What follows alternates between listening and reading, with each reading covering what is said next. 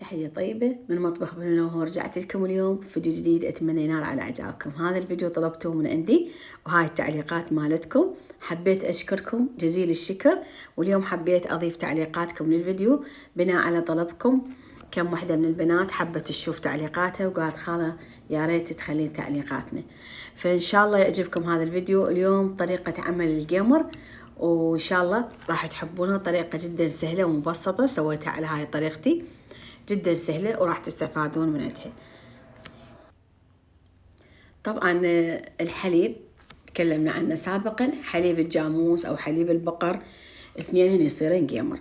اذا حصلتوا حليب الجاموس افضل بكثير من حليب البقر، واذا ما موجود حليب البقر هم يصير. طبعا هذا بداية انا عندي هنا لترين من الحليب، بس ناقصات شوية اخذنا من عندهم، فطلع عندي نص كيلو تقريبا، نص كيلو جيمر من الحليب. هسه هذا نص كيلو جيمر طلع عندنا. هاي اللترين الا ربع تقريبا، يعني الا شويه. لان احتاجيت من عندهم، اخذت من عندهم كوب البنونه شربه. فهذا الحليب راح اسوي هسه جيمر، وهاي الطريقه راح تشوفونها. طبعا اكو عده طرق لعمل الجيمر، كل من وطريقته. هواي اكو طرق. هاي الطريقه انا سويت تقريبا 4 طريقات، يعني 4 طرق سويتها للجيمر. هاي ابسط طريقه تقريبا، على مود ما صعب عليكم الفيديو سويتها لكم ونزلتها لان انتم طلبتوا من عندي. طريقه سهله. هسه بدايه اي مصفيه عندكم نظيفه تصفون بيها الحليب، على مود لا سامح الله اذا بي شوائب، اذا بي فد شي لازم نصفيه. من بعد ما نصفيه، اذا عندكم فد طاوة أو تبسي أو طشيت أي شيء، يعني أي شغلة، معجانة، أي شغلة عريضة تصير، يعني كل ما تصير عريضة مالتها الفتحة مالت المعجانة أو الطاوة أو الطشيت، أي شغلة أو التبسي، هاي يصير الجيمر مالتها أفضل، يصير جيمر هواي. فمثل ما شفتوا أحبابي، أي شغلة موجودة عندكم سواء طشيت أو طاوة أو تبسي، أي شغلة، المهم تصير الفتحة مالتها عريضة. راح أخليه على نار. طبعا أنا هنا لازم الموبايل جاي يصور، راح أخلي لكم الكاميرا يعني مالت الموبايل تكون قريبة على مود تشوفون شنو قصدي. أنا ما أريد الحليب يفور، إذا فار الحليب عندنا راح تتطشر هاي الرغوة كلها وراح تخرب الشغلة كلها وما راح يصير عندنا الكاميرا نهائيا. فأنتم راقبوا، يعني خلوا ببالكم أحبابي، أنتم خلوا ببالكم ما تعوفون الجيمر وترحون. هاي طريقة جدا سهلة، بس يراد لها انتباه، تنتبهوا لها، يعني ما تعوفونه وترحون، لا تبقون يمه، لأن أي غلطة تصير بيه يخرب الجيمر عندنا.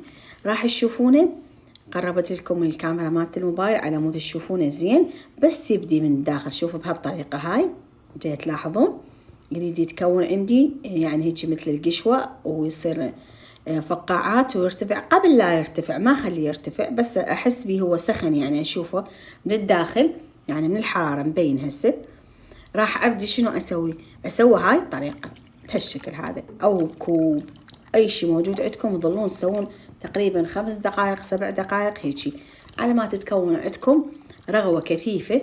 بعدها راح نشيله من النار، نخليه على نار هادئة جدا جدا، يعني قد ما أقول لكم هادئة مثل الشمعة، يعني نار لا تذكر، لأن راح يبقى عليها تقريبا أنا خليتها 2.5 ساعة. شوفوا هسه راح أخليه على النار الهادئة 2.5 ساعة، وندخلونه 2.5 ساعة بعد عوفوه. يعني يا ريت هم إذا عندكم سيباية أو فد شنو يعني موجود عندكم، هاي المهدارة نخليها جو الرز. أنا بالنسبة لي أفضل أخليها حتى لو النار هادئة، أخلي هاي المهدارة وعوفها تقريبا 2.5 ساعة. تجون شوية هم تشوفونه منها هيك تحركونه، يعني النار صايرة جوا كله. لازم النار كلها تصير جوا التبسي أو الطشت أو التاوة أي كان، يعني حتى تشغلون 2 عيون من الطباخ وتخلونه على نار هادئة جدا، راح يصير عندي بهالشكل هذا. هاي طبعا ورا ساعة شوف شكله بدأ يتكون عندي ويدخن من فوق. طبعا هذا الجوا كله حليب، بس الفوق يصير عندك طبقة ثخينة بهالشكل هذا.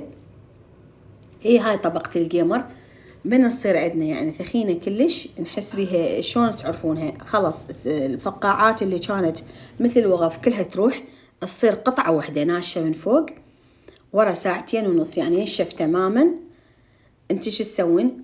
تطفين بعد النار، تطلعينه من الطباخ تخلينه. شوف بهالطريقة هاي. هسه أنا خليته هنا على ميز الطعام على مود أوضح لكم.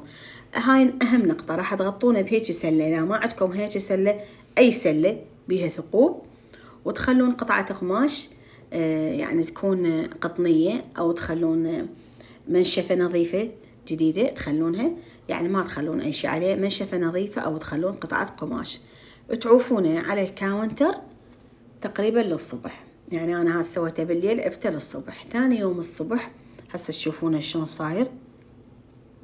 طبعا هسه راح أغطيه وأخليه للصبح وأشوفكم شلون صار. يعني أي قطعة قماش عندكم نظيفة تخلونها. أهم شيء السلة المثقبة تخلونها قبل قطعة القماش. أكو ناس ما تخلي سلة، أكو ناس رأسا تغطيه وتخليه، بس لا، يفضل هاي الطريقة على مود البخار تمتص، لأن هاي خوص كل احنا نعرف راح ما تخلي البخار ينزل عليه، راح تمتصه وما يتلف عند الجيمر، ما يصير بماي. طبعا مثل ما قلت لكم الجيمر بيه عدة طرق. هاي الطريقة جدا سهلة، أنا الصراحة جربت هواي، وهسه اشرح لكم شلون هاي الطريقة نجحت عندي. تقريبا 5 مرات سويت الجيمر وطلع عندي مضبوط، ولا مرة يعني خرب عندي بهالشكل هذا. هاي هنا خليتها على الكاونتر. شوفوا هسه صار الصبح عندي، هاي ثاني يوم الصبح. تشيلون السلة راح تشوفون صاير طبقة واحدة. شوفوا صاير عندي كلها طبقة واحدة. هسه هنا شنو نسوي؟ هنا اكو طريقتين. لو نجيب ثلج نخليه داخل الجيمر، قطع الثلج، او نجيب ثلج نخليه بماعون كبير او طشت ونخلي هذا الجيمر عليه، يعني نخلي هاي التبسي فوق الثلج ونسحب الجيمر بهالطريقة هاي. نطلع الجيمر أول مرة، هاي الحواف مالاته كلها نشيلها. هاي قلنا ثاني يوم الصبح من خلصنا. إذا تسوونه بالثلج رأسا نقطعونه هاي الطريقة. إذا ما تردون تسوونه بالثلج والطريقة الأسرع، وإذا عندكم شغل ما مستعجلين على الجيمر ما تردونه، تخلونه بالثلاجة. أنا خليته بالثلاجة هاي الطريقة تقريبا هم يوم كامل بالثلاجة. ثاني يوم الصبح يعني هسه هذا الجيمر ثاني يوم لقيناه صاير هيك قطعة، بعدين خليناه بالثلاجة يوم. بعدها هسه هنا أنا راح أقطع لكم، بس أنا شرحت لكم الطريقة. قلت لكم إذا ما تردون تخلونه بالثلاجة، تخلون جوا ثلج أو تخلون داخل الحليب ثلج. هاي هم جربتها هم ناجحة، بس أنا كان عندي شغل وما مستعجلة على الجيمر، خليته بالثلاجة ليلة كاملة. برد عندي الصبح، برد، خليته ليلة كاملة بالثلاجة. افتهمتوا علي؟ أقطعها بهالشكل. أنا بس جاي أشوفكم هسه تقطعونه هيك مربعات مثلثات. ليش؟ على مود يسهل عليكم. من تردون تشيلون الجيمر من الحليب يفضل تشيلونه بيديكم. أنا لأن راح أشيله بهاي، لأن جاي أصور الموبايل بيدي فما أقدر أشيله بيدي، فحبيت أشوفكم الطريقة هيك ينشال، بس أنتم شيلوه بيديكم. يعني شغلة جدا سهلة.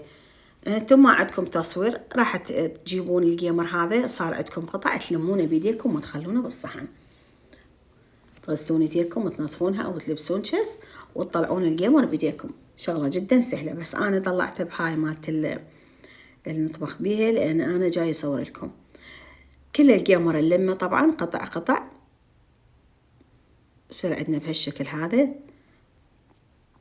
جيمر ممتاز. ومثل ما قلت لكم اذا الحليب ما تتجامس يصير عندكم اطيب بعد، كأنه ما علوش يصير عندكم. مثل الطريقة اللي شوفتكم اياها الجيمر ذاك صورته ذاك الفيديو، ذاك كان حليب الجاموس. هن كله ناجح وكله يصير، بس هو بعد هذاك اكثر دسومة يصير. الدسومة مالته 35% تقريبا، وهذا 25%. حليب البقر او حليب الجاموس كله يصير جيمر، بس الأحلى حليب الجاموس، واثنينهن طيبات واثنينهن شغلهن صحيح. حليب البقر يصير الهضم مالته بسرعة ينهضم، يعني ما يوقف على الصدر أو كذا، يعني ينهضم. حتى الحليب مالته من ينشرب خفيف على المعدة. حليب الجاموس شوي بيه أكثر دسومة ويتأخر بالمعدة، يعني الهضم إذا واحد عنده قولون أو كذا، بس هو أطيب بهواي من حليب البقر. فبهالشكل هذا الحليب طبعا راح اسوي روبه غير يوم وانزل لكم الطريقه. شوفوا ايش قد بقى بيدي سنهم ما شاء الله. هم اسوي لكم روبه الزبادي وراح تشوفون الطريقه، لان هواي بنات طلبوها من عندي وموجوده بالتعليقات طلبهم، والاكثريه هم طلبوا من عندي الجيمر وبنات طلبوا الجبن، فهسه اليوم هاي نزلت لكم طريقة القمر بهالشكل هذا. هسه طبعا جاهز للأكل، راح نتريق بيه. اللي قلت لكم هاي أول يوم خلينا على الطباخ 2.5 ساعة طريقة. بعدها برد، خليته مغطى للصبح على الكاونتر، غطيته. من برد ثاني يوم خليته بالثلاجة ليلة كاملة، يوم كامل، وبعدها تريقنا بيه. وإذا عجبكم الفيديو أحبابي، وصلنا لنهاية الفيديو. إذا عجبكم أمانة لا تنسون تشاركونا ويا صديقاتكم وأحبابكم ومعارفكم وأهلكم. أتمنى تستفادون. أترككم في رعاية الرحمن، خالتكم بنونة. أتمنى استفاديتوا وكانت الطريقة سهلة عليكم، وأتمنى ما طولت عليكم الفيديو. مع ألف سلامة أحبابي.